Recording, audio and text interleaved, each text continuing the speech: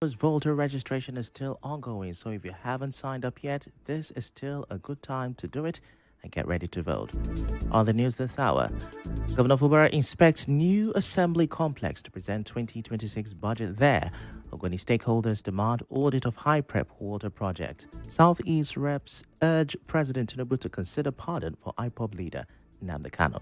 On the foreign scene, controversial US-backed Gaza Humanitarian Foundation ends aid operation. I'm Ifechukwu Muonyili with the news.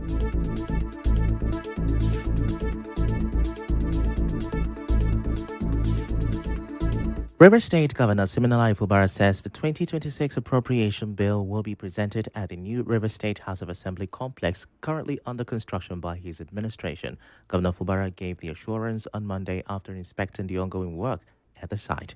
He said he is satisfied with the level of progress achieved. He explained that the main contractor, MCC, has subcontracted the interior furnishing to Julius Berger to accelerate completion. He also said he expects the new assembly complex to be completed by December.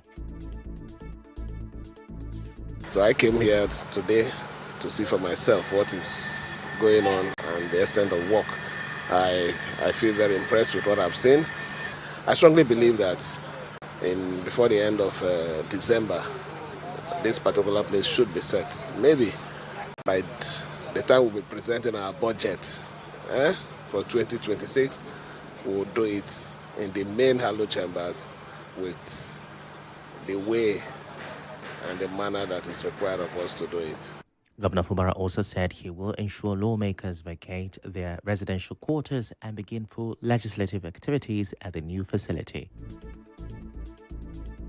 Our River State House of Assembly, they've been sitting in their complex, and we have been working seriously hard to make sure that their permanent sitting chambers are put in place. You know the drama that surrounded our relationship before, but by the special grace of God, now that everything has been sorted out, and it is our desire to ensure that the assembly returns back to their normal and rightful place of sitting.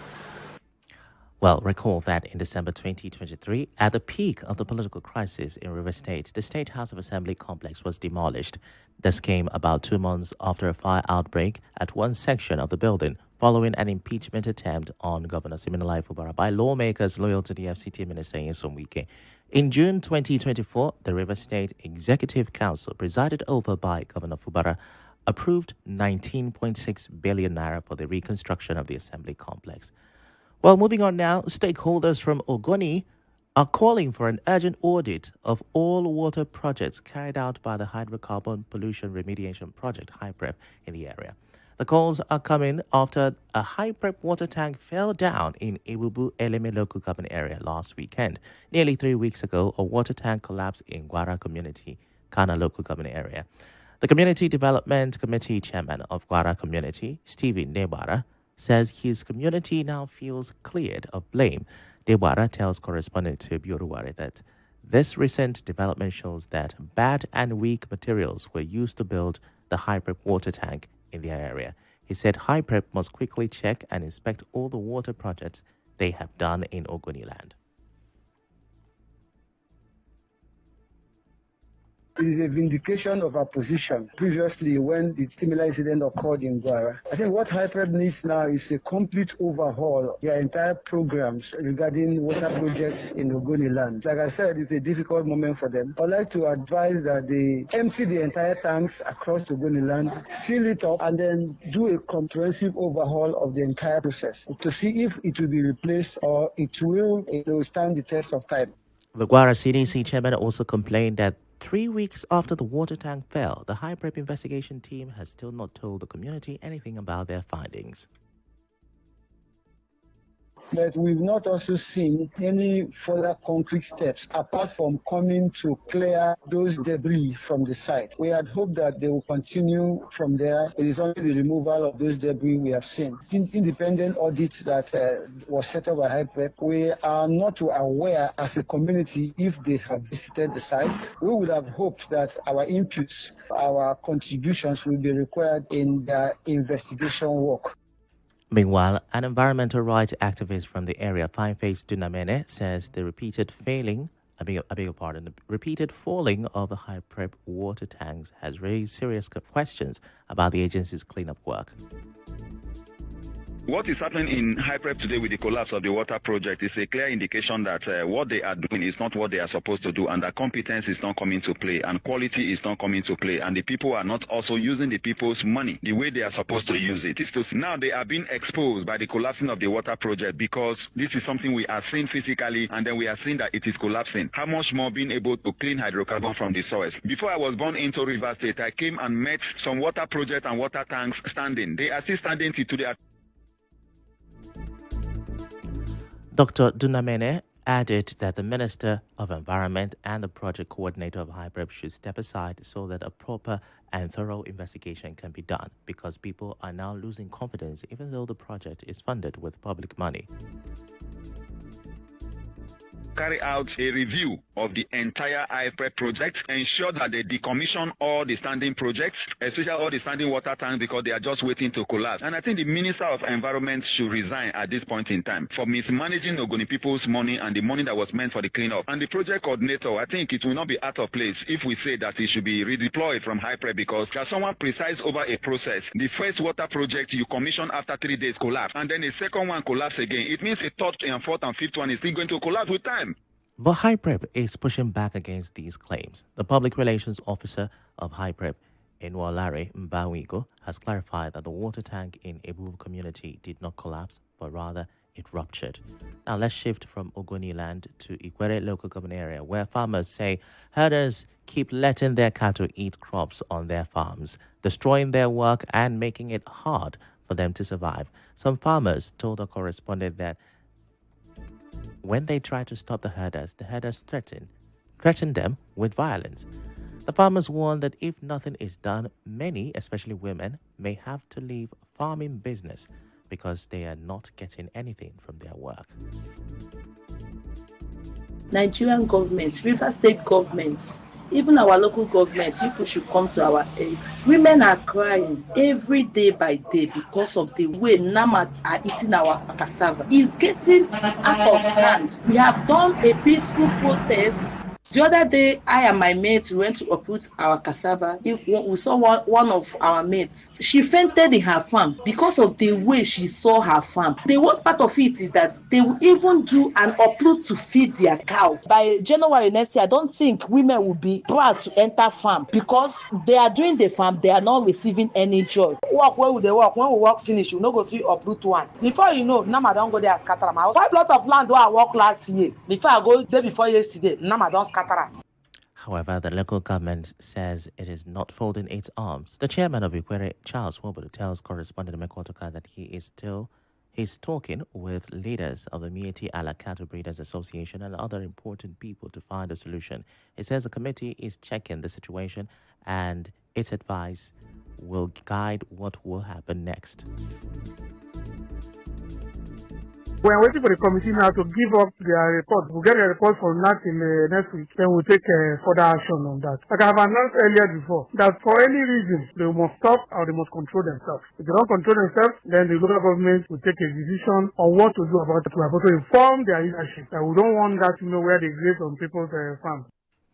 Wobodo tells farmers to stay calm as the council works on a safe and lasting solution. We're going on a quick break. When we return, you will hear that Southeast reps are urging President Tinubu to consider pardon for IPOB leader Nnamdi Kanu. Stay with us.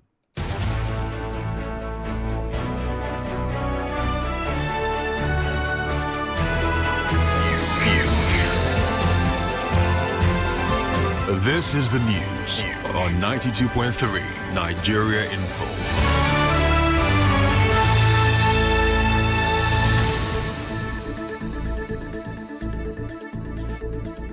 You're welcome back. Now, Islamic cleric Sheikh Ahmad Gumi has defended his push for a non-kinetic approach to insecurity in Nigeria, saying he will lead the calls for the release of the convicted IPOB leader Nnamdi Kanu if he shows remorse.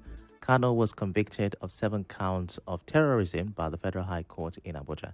Speaking on Channels Television, Gumi, who has been at the forefront of calls for government to adopt a non-kinetic approach, to resolving security issues, especially in the northern part of Nigeria, believes the country will be better off with that.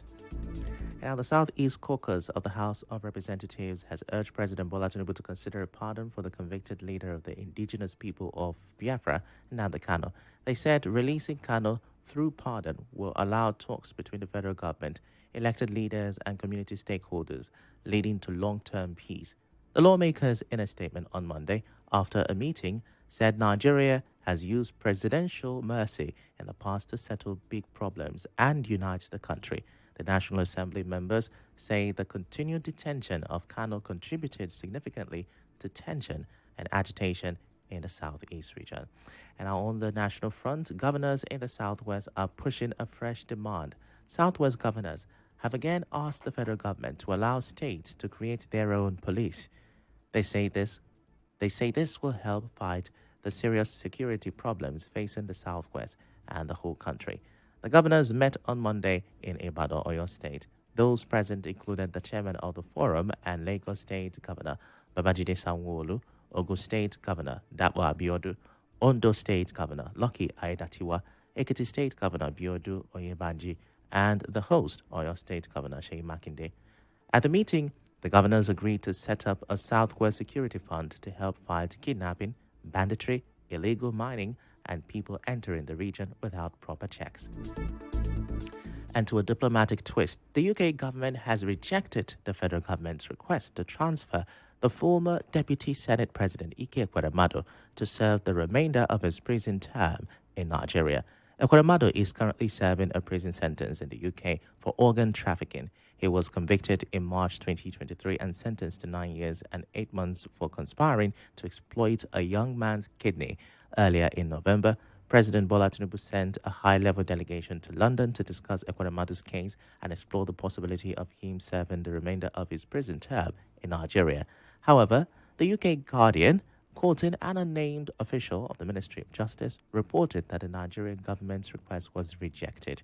The official explained that the UK government is concerned that Nigeria cannot guarantee that Ekweremadu would continue serving his sentence if deported. And now turning to spiritual matters, the opening day of the Christ Compassion to the Rural World Foundation Crusade pulled over 10,000 people to the Adokiye Amesiamaka Stadium, all seeking the Holy Spirit and expecting divine intervention. Preaching at the event, the convener of CCRWF and lead pastor of KICC, Pastor Matthew Ashimolowo, spoke on breaking family curses and limitations. He urged the attendees to seek God's face, noting that every limitation in their lives comes to an end only if they seek to believe that everything is possible with God's intervention.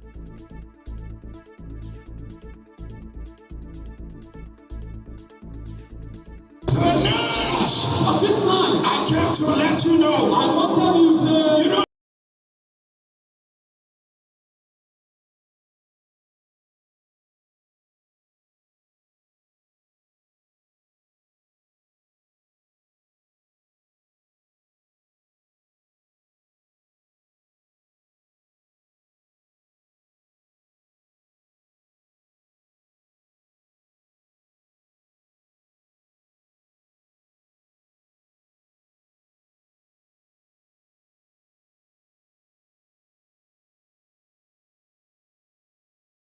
free medical outreach across hospitals in Port Harcourt. Some beneficiaries of the free surgery at the Primary Health Centre in Churchill and Mile 1 who underwent fibroid hernia and cataract surgeries expressed gratitude to the initiative. According to them, hospitals initially charged them between 450,000 naira to 1 million naira for the procedures. I have gone so many places and I took herbal drugs for it.